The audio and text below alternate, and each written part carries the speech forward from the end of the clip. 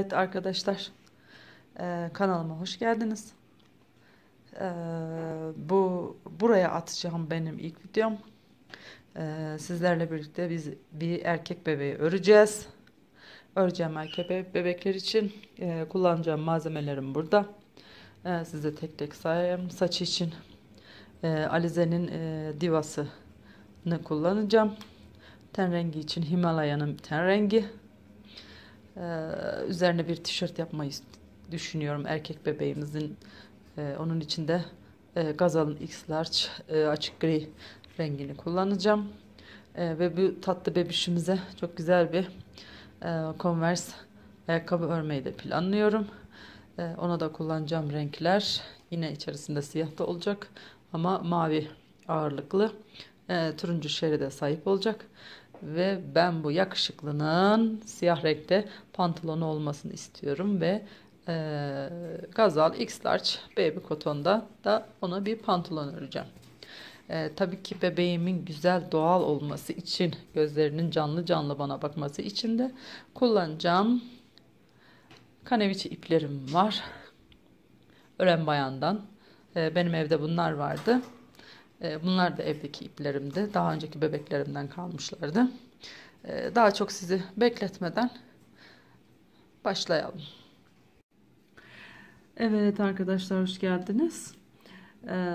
Biz sizinle tatlış erkek bebişimizin kafasından başlıyoruz.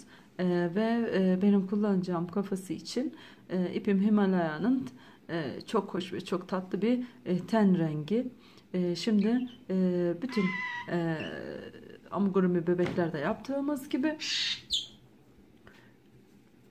sevgili sihirli halkamızla çok sizi bekletmeden başlıyorum. Sihirli halkamı yaptım. Sihirli halkamın içerisinden bir tane ilmeğimi aldım. Daha sonra bu sihirli halkamın içerisine toplamda 6 tane sık iğne yerleştireceğim. Tabii ki benim de böyle bir tripodla ilk kez çalışma deneyimim oluyor. Arkadaşlar 3 oldu. Evet, 4 oldu. 5 oldu. Ve 6 oldu. Ve sihirli halkamı kapatıyorum. Sıkıca kapattıktan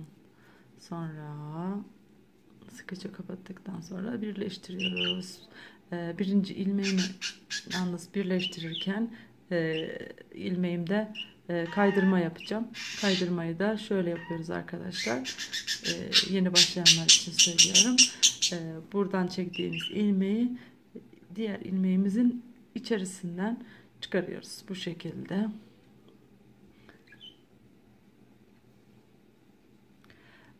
Ve bir zincir çekip yükseliyoruz ve birinci zincirimizin içerisine çift batarak başlıyoruz. Bu konuda bütün ilmeklerimizin içerisine çift batacağız arkadaşlar. Bu birdi ve çekelim.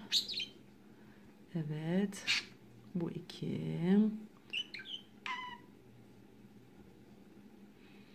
bu üç. Ve arkadaşlar ilmeklerimin içerisine çift batarak doldurdum ve kendime belirleyici yerimi belirlemek amaçlı bir renkli ip alıyorum ve arama koyuyorum. Şimdi arkadaşlar 3. sıraya geldik. 3. sırada da bir tek, bir çift, bir tek, bir çift sıra sonuna kadar bu şekilde devam ediyoruz ve sıra sonunda toplamda 18 ilmeğimiz olacak.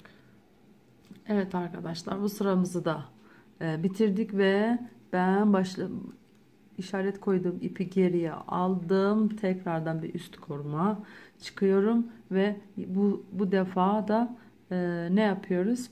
Burada bir çift bir tek yapmıştık. Şimdi de tam tersini yapıyoruz. Yine de iki tek ve çift, bir çift, iki tek, bir çift, iki tek, bir çift, sıra sonuna kadar bu böyle gidecek. Yalnız dikkat etmeniz gereken burada bir alt kordaki yaptığımız çift ilmekler her zaman yine bizim belirleyici noktalarımız. Toplamda 6 tane gruptan oluşuyor. Bu sıramızda da ilmek sayımız 24'e ulaşacak.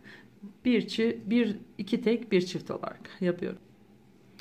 Evet arkadaşlar, bu sıramızda yaptık. Sonuçta ilmeklerimiz 24 tane oldu ve başlama yerimi belli eden ipimi bu sefer de bu tarafa aldım. Ben böyle yapıyorum. Her koruda değiştirmeyi sevmiyorum. İpi çıkarttak böyle devam etmek daha kolay geliyor. Şimdi ne yapmıştık? İki tek bir çift yapmıştık. Şimdi de bu sıramızda 3 tek bir çift yapıyoruz. Sıra sonuna kadar ve yine çift yaptığımız yerler bir önceki sırada çiftin üzerine bakın, gördüğünüz gibi gösteriyorum. Burada buraya geliyor. Tabii ki ileriden tripodla örmesi çok zormuş. Özür dileyerek hatalarımı affetmenizi istiyorum. Bunu da öğreneceğim inşallah. Evet, 3 tek bir çift, bu sırayı tamamlayalım. Evet arkadaşlar, bu sırayı devam ediyorum. Size bilgi vermek istedim. Bu sıraya 3 tek bir çift örüyoruz ve bu aradaki tek sayılarımız her zaman artıyor. Buradan başlamıştık, bir tek bir çiftti, 2 tek bir çiftti, 3 tek bir çiftti derken biz bunu 12 tek bir çift yapana kadar örüyoruz. Yani 12 tek bir çift sırasının sonunda tekrar görüşeceğiz. Evet arkadaşlar, sonuncu sıramızı örüyoruz. Yani 12 tek bir çift olan sıramızı 1 2 3 4 5 6 7 8 9 ve 10 11 ve 12 ve çift. Arkadaşlar, ben bu videoları yeni çekmeye başladım. Daha önce evimde kendi kendime örüyordum. Ancak video çekmeye yeni başladım. Bana destek verirseniz bu beni onurlandırır diyelim. Beğenirseniz ve benim kanalıma abone olursanız gerçekten çok mutlu olurum. Bu bana da evime de bir katkı olur, katkı vermiş olursunuz. Bu işe yeni başladım dediğim gibi, evime katkı olsun diye beğenip hatta ufak bir güzel yorum ve abone olursanız çok mutlu olurum bir ev hanımı olarak. Ve ayrıca eklemek istediğim başka sizlere, bakalım bu işi becerebilecek miyiz? Ve dediğim gibi de örgü örmeyi çok seviyorum ve katkıda bulunursanız videolarımın devamı gelecek. Başka bebekler öreceğiz sizlerle birlikte inşallah. Ve sıramızın sonuna geliyoruz. 12 tek bir çiftten sonra arkadaşlar 13 sıra hiç arttırım yapmadan düz öreceğiz. Tam 13 sıra. Yine 13 sırayı karıştırmamak için şu anki sıra başımızın oraya farklı bir renk ip de koyabilirsiniz. Ve ayrıca size bir püf noktası daha söyleyeyim. Her zaman bu arttırım kısmında diyeyim size, arttırım kısmında sıra sonumuz çift geliyor. Sıramızın bittiğini buradan da anlayabilirsiniz ve biz bundan sonra 13 sıra boyunca tek öreceğiz. Gördüğünüz gibi elimdeki şekil belli ve mantığını anlamak gerekirse işin 1 2 3 4 5 ve 6 tane dilimden oluşan bir daire yaptık artırımlarda. Şimdi biz 13 sıra tek örüyoruz. Evet arkadaşlar, merhabalar. Ben 13 sıra düzümü ördüm. Gördüğünüz gibi burada kaldığımız yerden şimdi devam edeceğiz. Bakın gördüğünüz gibi 2, 4, 6, 8, 10, 12 ve 13 sıra düzümü ördüm. Şimdi bizim aslında bu 13 sıranın alt sıralarında gözü yerleştirme alanımız var. Şöyle söyleyeyim size. 13 sıra düz ördük. Başlayama yerimin arkada kalmasını istediğim için şöyle birazcık çeviriyorum. Şurada bizim arttırım yerlerimizin bittiği noktalarımız var. Bu noktayı gördüğünüz gibi bakın, burada hizamız belli ve son arttırım yerimiz de belli. Zaten ben işaretimi de koymuştum. Şurası. Şuradan dümdüz direkt aşağıya doğru ineceğiz ve 9. sıra. Bakın şuradan 1, 2, 3, 4, 5, 6, 7, 8 ve 9. Yani şöyle bakayım.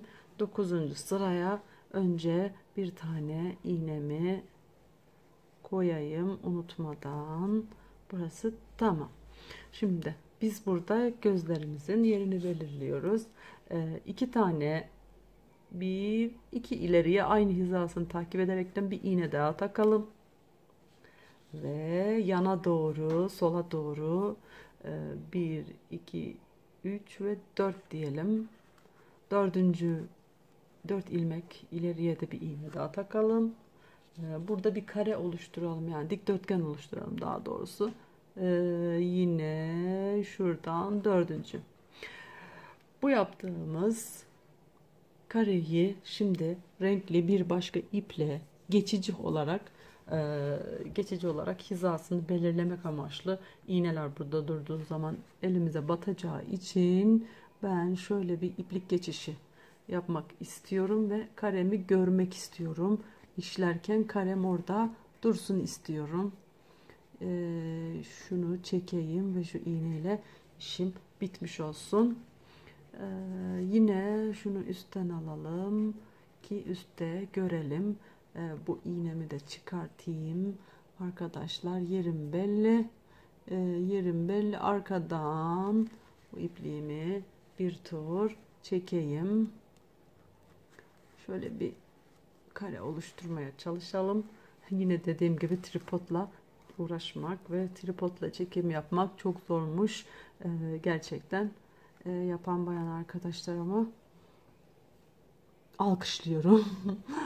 Ve arkadaşlar yine ben şuradan alayım. Ya yerim, köşem belli olmuş olacak böylece. Bu benim gözümün hizası diyeceğim yani. Buradaki iğnemi de çıkarayım. Yine bu ipi de buradan aşağıya kaydırayım. İsterseniz ileriki safhalarda eliniz dolaşır ihtimalini göze alarak bir tane düğüm atabilirsiniz arka taraftan. Hiç sıkıntı değil. Şu şekilde gördüğünüz gibi ben belirledim. Şuradaki kare benim birinci gözümün yeri. Peki ikinci gözüm nerede diyeceksiniz bana. İkinci gözün alanını söyleyeyim size. İkinci gözüm şurada. Arkadaşlar devam edelim.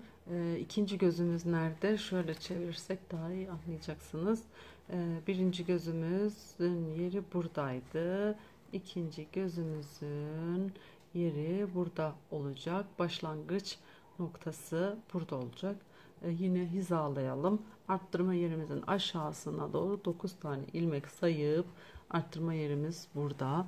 Gördüğünüz gibi son sırası şurası. Son arttırmayı ben şurada yapmışım gibi görünüyor. Yine bir kontrol edelim. Bakıyorum. Evet, doğru, şurası. Son arttırmamı burada yapmışım. Buradan aşağıya doğru 9 tane ilmek sayalım. 1, 2, 3, 4, 5, 6, 7, 8, 9. Yani aslında son 4 kalasıya kadar diyebilirim. 9'uncuya takıyoruz. Sonra 2 ilmek aşağıya kaydırıyoruz. Aynı hizada takıyoruz. Ne oldu? burası. Yine sola doğru kaydırmamız lazım. 4 ilmek. 1, 2, 3, 4 aynı hizayı takip ediyoruz arkadaşlar. Altta 2 sıra kalana kadar. Diğer 4. iğnemde tam karşısına yukarı doğru 2, yani burada bir dikdörtgenimizi yine gözümüzde görmek istiyorum. Yani yüzümüzde gözlerimizin duracağı noktalar.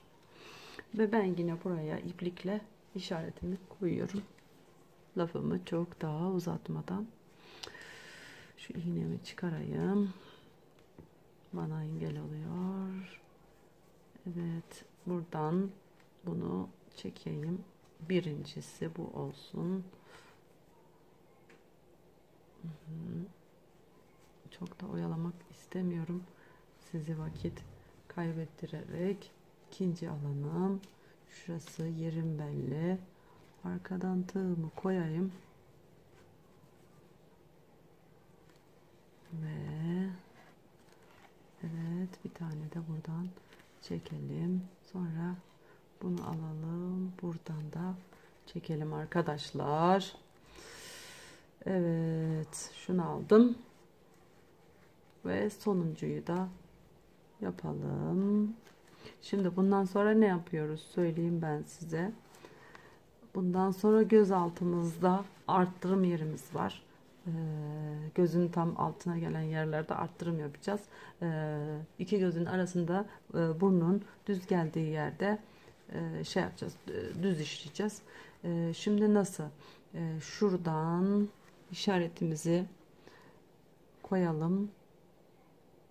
Buradan bir iki geriye burası ve sayalım, tam 8 tane. 2, 4, 6, 8, yani 2 de ilerisi oluyor arkadaşlar. Benim gözüm tam burada duracak. Yine diğer göze de bakalım. Diğer gözün de kenarından, ama iki göz arasındaki ilmek sayısını söyleyeyim ben size, daha pratik olacak. 2, 4 ve 6 tane düz öreceğimiz alanımız var. Ondan sonra yine 8 tane göz altına her deliğe çift batacağımız alanımız. 2, 4, 6 ve 8 arkadaşlar. Yerlerimizi belirledik. Öyleyse ilmeğimizi takalım. Gözün altına kadar düz geliyorum ben. Evet arkadaşlar, gözümün altına geldim. Ve buradan işleyeceğiz. Şimdi gözün tam alt kısmına şu birinci iğnemi alayım. Çift batarak başlıyoruz. Tam 8 ilmek. Bir çift, 2, evet, iğnelerle zor oluyor tabii ki arkadaşlar.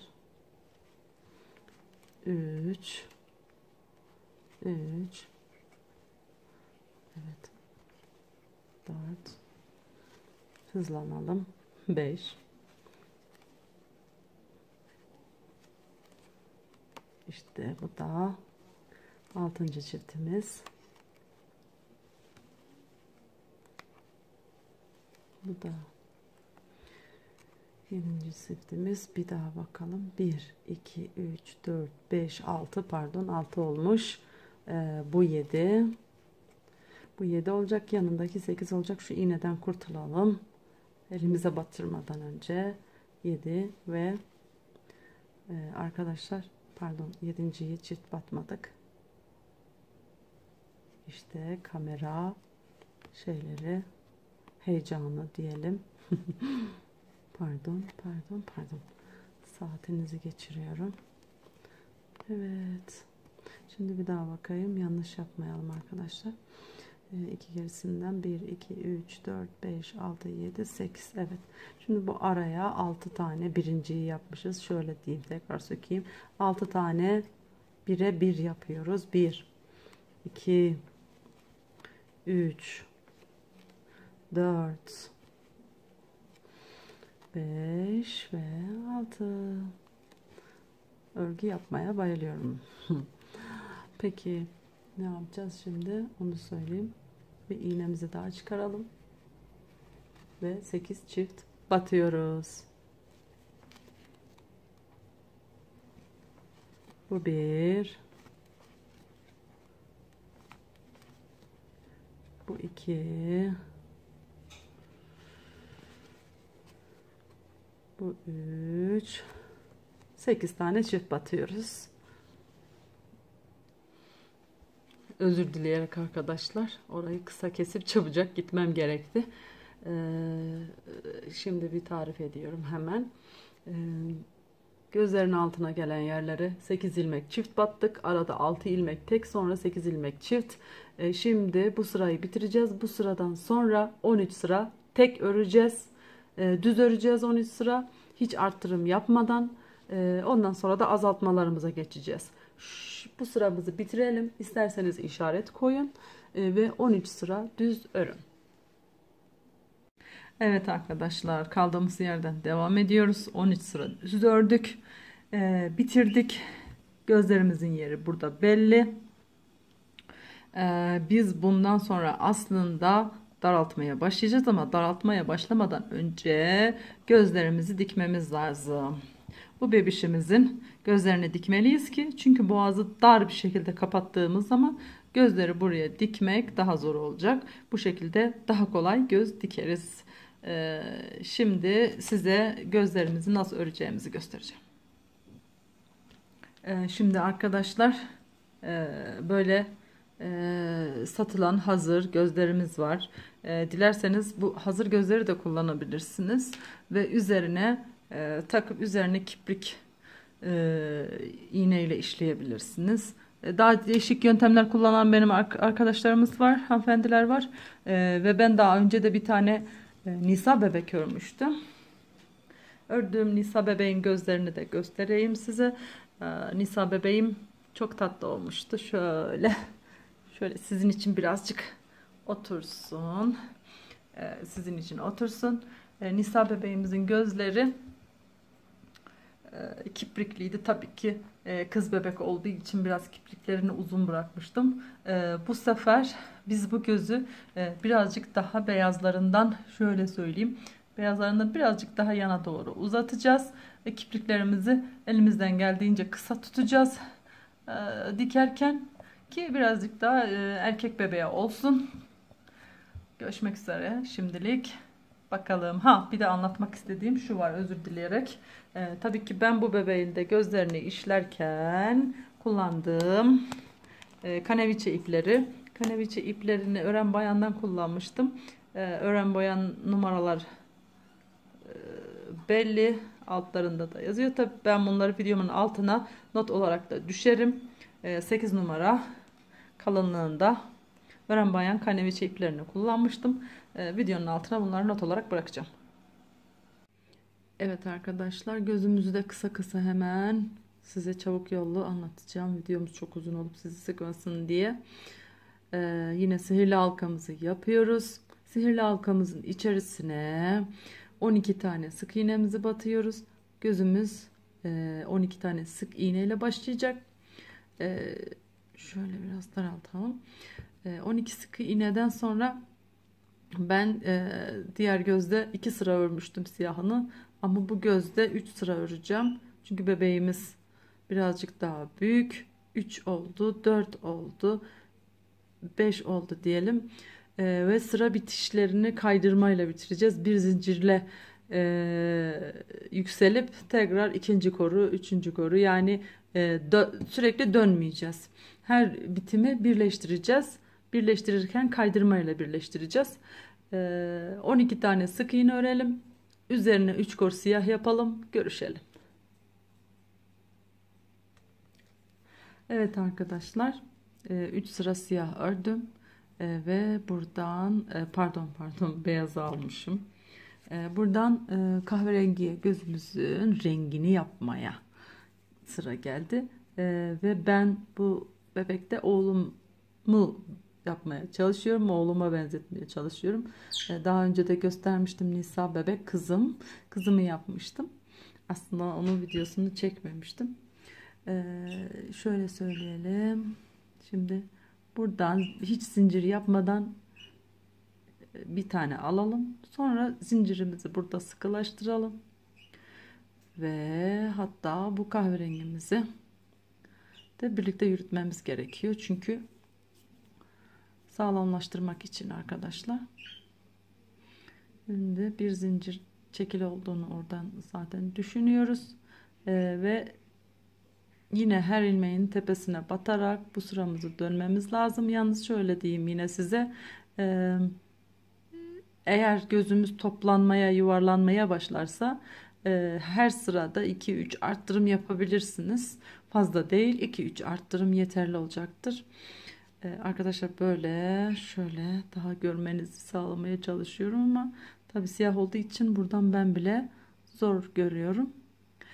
Kahverengiyi de 3 sıra örelim. Bu şekilde dediğim gibi toplanma olursa gözün 2 ya da 3 yerinde rastgele arttırım yapabilirsiniz.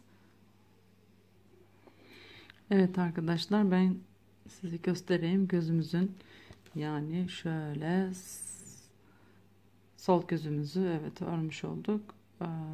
Sol gözümüzü ben böyle ördüm diyeyim, daha doğrusu doğru cümle. Şimdi sağ gözümüzü örüyoruz.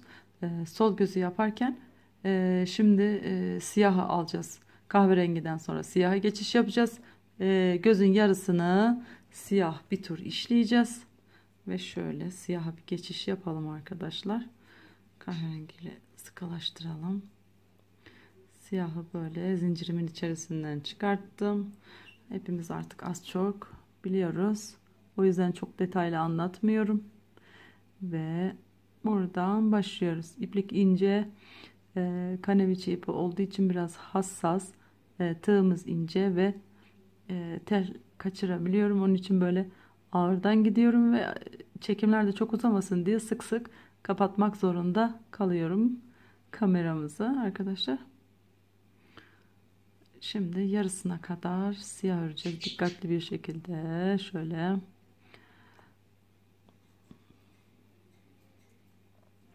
Evet.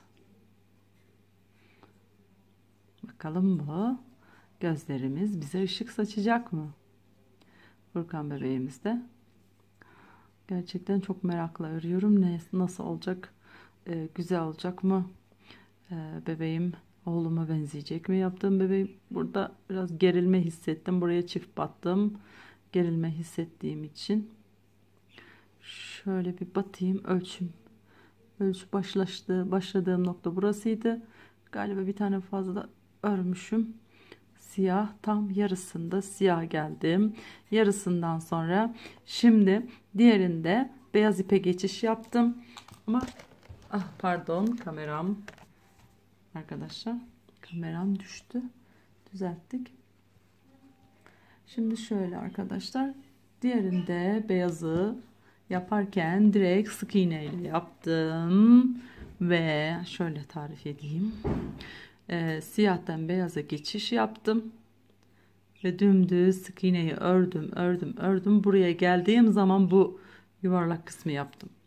Ancak şimdi yapacağımız sağ göz olduğu için bu işlemi bu tarafta başlayacağım. Bu tarafı düz geleceğim. Yani burada bu işlemi burada başlayacağım. Hemen başlar başlamaz. Çünkü bu bizim sağ gözümüz. Ama diğerinde öyle yapmadım. Çünkü o sol gözdü. Şimdi arkadaşlar şu zincirim çok bol duruyor, farkındayım. Şöyle biraz küçülteyim. Zincirimin içerisinden bir tane çıkıp bir zincirle arkadaşlar sabitleyeyim. Evet, şöyle sabitleyin. Sıkı sıkı çekin. Hiçbir şey olmaz, korkmayın. Ve şuradan bir tane sık iğne buraya batmak istiyorum. Bir tane sık iğne dibine battık. Bu birdi. Şimdi yapıyoruz arkadaşlar. Üzerine bir tane tel aldım. Ve bir ve iki kere de bunu çektim.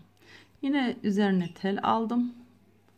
Burayı 3 kere de çekiyorum. Yine 2 defaya kaçtık. Şöyle düzeltelim işimizi. Şöyle 1, evet 2 ve 3 kere de çektim. Bir tane zincir çekelim, ortasına atalım.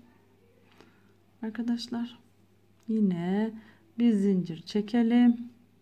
Aynı yere dibe batalım. Şimdi bundan sonrası, bu birinci turumuzdu burasının. Birinci turu beyazı orada bir belirginleştireceğim, büyüteceğim, şöyle kuyruklu yapacağım. Daha da önce söylemiştim, anlatmıştım size. Nisa bebekteki gibi olmayacak, bu erkek bebek, birazcık sonunu farklı yapacağım. Şimdi sıra sonuna kadar düz beyaz şekilde öreceğim arkadaşlar. Galiba yavaş yavaş kamerayla da barışmaya başladık. Daha iyi olmaya başladı. Kamera ile ellerimin hizalaması. Dediğim gibi arkadaşlar, kanalıma abone olursanız çok sevinirim. Gönderilerimi beğenirseniz, paylaşırsanız çok sevinirim. Bu bana yardımcı olmak demek. Bu işte beni heveslendirirseniz mutlu olurum. Ve sona geldik arkadaşlar. Görmeye çalışıyorum. Evet, burada bunu birazcık kısaltalım. Kısa dursun. Şimdi bu bizim siyahımızın olduğu yerdeyiz. Duralım.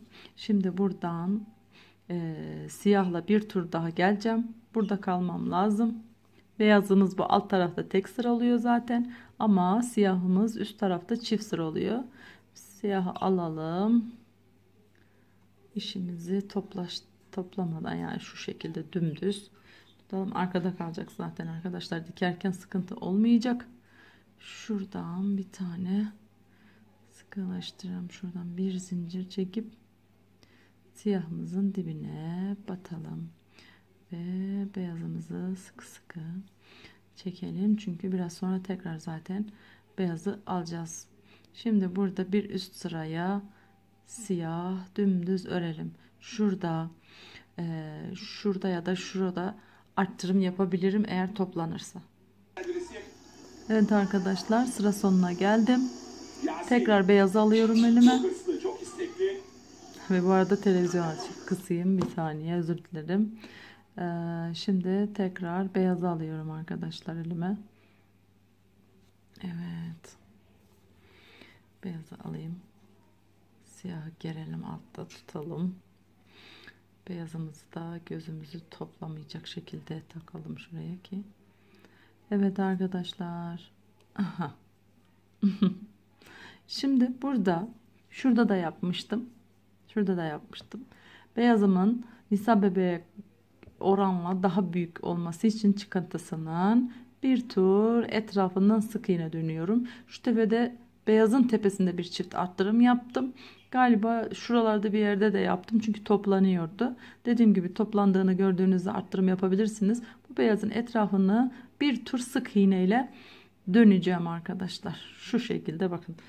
Tam da gösteriyorum. Birebir batmaya çalışıyorum. Bir sayalım isterseniz sizinle. 2 tepedeyim arkadaşlar. Tığımı batıramadım. Evet, şimdi oldu.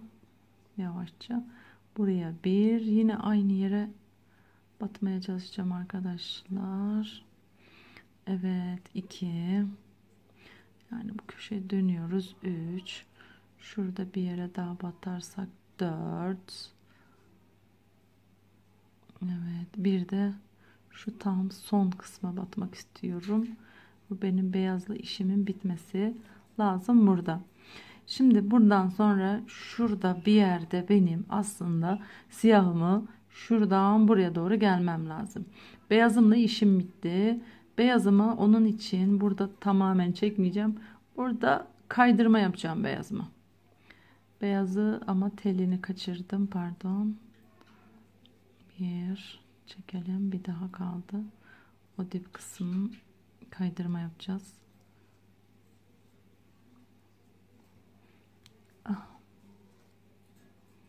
Uzak olduğum için yapamıyoruz. Şimdi bir daha deneyelim aynı hareketi. Olacak bu sefer. Evet, kaydırdık. Kaydırdık. Beyazımızı buradan, nerede ipim? Buradan birazcık bırakarak kesiyorum. Beyazla işim bitti. Beyazı yapacağız, kapatacağız. Affedersiniz, gözüme yaklaştırmam lazım arkadaşlar. 2 saniyeliğine elime ayırıyorum. Evet. Çektim. Bunu arkaya bir temizleyelim. Arkada kalsın. Uzantı şimdilik. Şurada kalsın. Şimdi arkadaşlar tekrar gözümüzü alalım. Ve dediğim gibi siyah ipimizi alacağız elimize. Beyazın etrafını yine şurada 2 diş, iki diş diyorum. Siz iyi anlayın. Şiveyle ilmek 1 2 3 ilmek siyah üstüne kaydırıyorum. Şuradan tutalım. Başlayalım daha doğrusu sık iğnemize. 1, etrafını bir tur siyahla döndürüyoruz. 1 sık iğne yaparak 2 3 yine burada bir çift batabiliriz toplamasın işimizi. Dönelim, döndük, aldık. Dediğim gibi tam burada 3 ilmek kaydıralım. İleriye doğru devam edelim. Daha doğrusu 1 2 3. Şimdi bir bakalım görüntümüz nasıl, bir öncekiyle eşitlik var mı, ölçün isterseniz yanılmamak için. Evet, bir ilmek daha yapacağız. Bir ilmek daha yapacağız, sonra tığla işimiz bitiyor. Bu son ilmeğimizi de kaydırarak yapalım bence ve bunu da makasla kestim. Yine arkadaşlar şuradan bunu da aldım. Arkaya alalım hemen, çabuk zaman geçiyor ve videolar çok uzuyor. Evet, farkındayım. Bunu açılmaması ileriki dönemlerde, şurada 2 tane beyaz var, burada kahverengimiz var. Bu çok önemli değil, dikeceğimiz için şurada bir düğüm atıyorum, arkada kalsın. Evet arkadaşlar, bir saniye tuttum. Çok sıkmayın düğümünüzü, iplik toplaması maksat ipliğin arkada kalması. Şöyle bunu birazcık keselim. Evet, sıkıntı yok hiçbir şekilde. Kahverengiyi de keselim, onu da dikerken halledeceğiz, o da arkada kalsın. Şimdi arkadaşlar geriye neyimiz kaldı? Gözümüze ışıltı vermek. Şunu şöyle bir tutayım, görün, görelim. Gözümüze son bir ışığımız kaldı. Onu da iğneyle yapıyoruz. Beyaz ipimizi takmıştım ben, daha önce hazırladım ve gözüme elime aldım. Aynı delikten başlıyorum ve aynı deliğe 3 tane yapıyorum ve bunu yaparken de gözü 2'ye katlıyorum. Gözün tam orta yerini bulmaya çalışıyorum ben. Orta yerine yapmak istiyorum çünkü daha öyle hoşuma gidiyor ve siyahın iç çemberi değil, bir üst sırasından batıyorum ve şöyle, bu benim gözümün orta noktası, ışığımın. Göz kararı belirleyebilirsiniz. Bu çok da önemli değil. Maksat gözümüze ışık olsun. Bir tanesini hafiften çapraz atıyorum ve kahverenginin 2 sırasından alıyorum ve aynı yerden çıkmaya çalışıyorum. Yani yaklaşık olarak bu şekilde. İkincisini tam ortalamaya çalışıyorum. Yine kahverenginin 2. sırasından ve yine başlangıç noktam biraz önceki başladığım yer ve bu 2 oldu. Arada da düzeltelim arkadaşlar. Bu da 3. ışığımız, yine kahverenginin ilk 2 sırasına denk geliyor ve tam karşısından siyahın bir üst sırasından çıkıyorum. Tam karşısına bir ışık daha yapacağız. arkadaşlar. Bakalım nasıl oldu ışığımız. Yani genel anlamda gördüğünüz gibi çok güzel oldu. Paralı paralı gözleri bize parlayacak bebeğimizin. Evet, şimdi yine çapraz koyuyoruz. Şöyle kahverenginin ilk iki sırasını alalım. Aynı yerden çıkalım. Daha sonra ipliğimizi arkada düğümleyelim. Gözümüz hazır olacak arkadaşlar. Ve kafaya devam edeceğiz. Şimdilik bitirene kadar kapatıyorum. Şimdi arkadaşlar gözlerim bitti. Gözlerimizi sabitlemeye geldi. Şurada hatırlatırım size, bir arttırım yapmıştık tam gözün alt kısmı diye. Gözümüzün beyazını tam oraya sınır yapacağız arkadaşlar, arttırım yerine. Ayrıyeten de şuradan turuncu ipimizin iki sırası bu taraftan, iki sırası da bu taraftan aşmayacak şekilde ortalayacağız gözümüzü. Tam oradan şu şekilde dengede olduğunu düşündüğümüz noktada iki tane iğneyle arkadaşlar sabitleyelim. Şu şekilde. Şimdi birazdan bunu dikeceğiz. Gözlerimiz bize ışıl ışıl bakacak arkadaşlar. Yani aslında bir tane de iğne yeterli ama tabii bu size bağlı. Ben bir de buradan iğne koyacağım. Şimdi diğer gözü alalım elimize ve gözlerimizi sabitlerken o beyaz kısımların dışarıya doğru getiriyoruz ve yine aynı metotla alt tarafı sınır yapıyoruz kendimize ve yine yanlardan iki sırayı aşmayacak, tam sınır olacak şekilde gözümüzü dengeli bir şekilde koyuyoruz. Koyduktan sonra zaten bir de uzaktan bakarız, eğriliğimiz var mı düzeltiriz arkadaşlar. Şimdi birazdan dönelim. Arkadaşlar çok uzadı biliyorum bu göz videomuz, ama isterseniz anlatayım. Ben ipliğimi kahverengi seçtim, göz etrafım kahverengi olduğu için dikerken çok daha belli olmasın diye içeriden başlayarak şöyle göstereyim.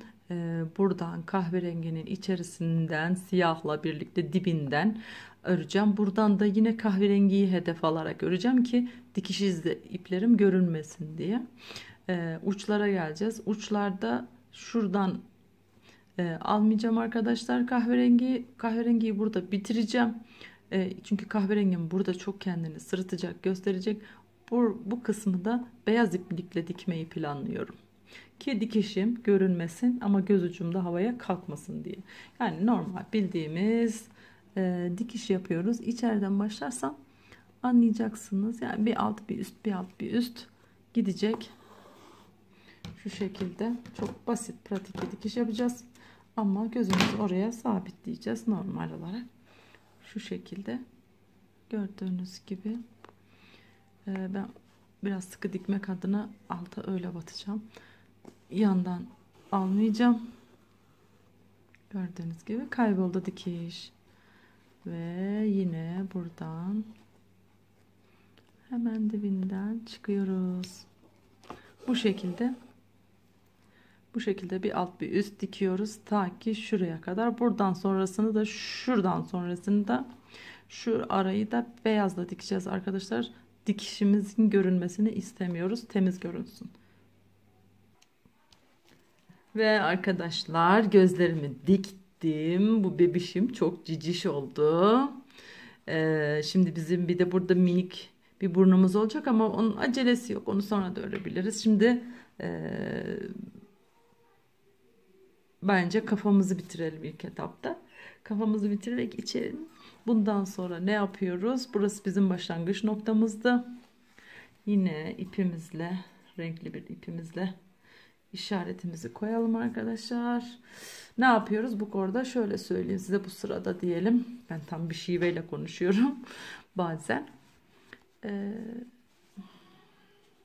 Şöyle arkadaşlar. Bir tane kesiyoruz. 6 tane örüyoruz. 6 tane örerek başlayalım. 1 2 3 4 5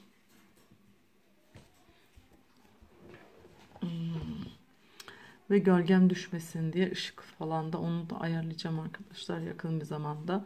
6. Nasıl kesiyoruz? Öndeki ilmeklerin öndeki tellerini alıyoruz. Bir bunu, bir de bunu. Gördüğünüz gibi alıp bunun ikisinin içerisinden birlikte geçiriyoruz. Ve biz 2 taneyi bir yapmış oluyoruz. Ve yine 6 tane örelim. Bu işlemi bu sıra sonuna kadar da yapıyoruz ve aslında bu işlemi biz defalarca sıralar boyunca tekrarlayacağız. Yani 6 tane öreceğiz, bir keseceğiz, 6 tane öreceğiz, bir keseceğiz.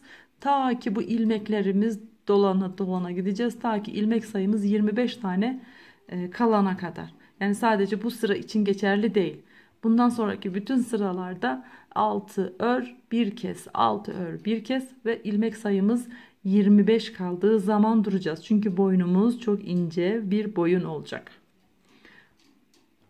Arkadaşlar özellikle göstermek istedim. Bir sırayı bitirdim. İkinci sıraya geçtim. 6 ilmek ördüm. Yine aynı şekilde devam ediyorum. İyi anlamanız için yani bu kafayı bitirene kadar biz buna devam ediyoruz. Ve keserken de yine bu hareketi yapıyoruz. Evet arkadaşlar 25 kalana kadar dediğim gibi ördüm. 25 kaldıktan sonra da 3 sıra düz ördüm ve kestim. Böylece kafamızı bitirmiş olduk. İçerisine aldığı kadar, delikleri gelmeyecek kadar silikon dolduracağım. Kafamızı bir sonraki videoda görebilirsiniz.